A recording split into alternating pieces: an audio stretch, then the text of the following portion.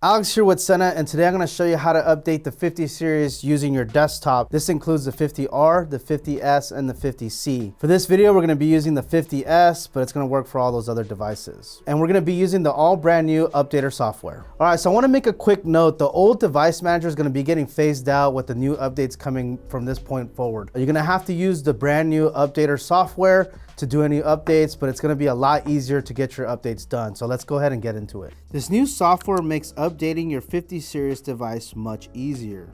All you have to do is hook up your device and follow the on-screen instructions. And then you can hit start.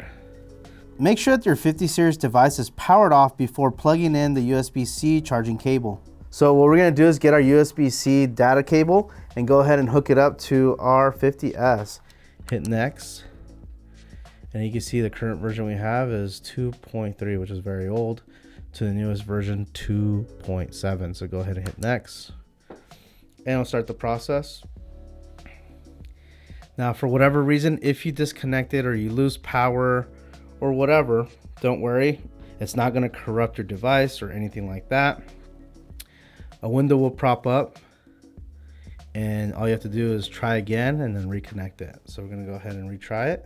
Make sure that the 50 series device is powered off before connecting the cable, because the device powers on and off throughout the update. So it's possible that the device may have been on while it was disconnected. Connect it and hit next. Hit next one more time. And now we're just gonna let the firmware update.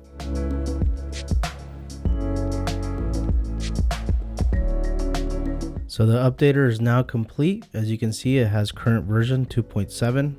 So as you can see, the software is very easy to follow. All we had to do was run the software, power off the device, plug in the USB-C cable, and follow the on-screen instructions. So that's how you update your 50 series with the desktop. Thank you guys for watching. We'll catch you guys next time. Connected.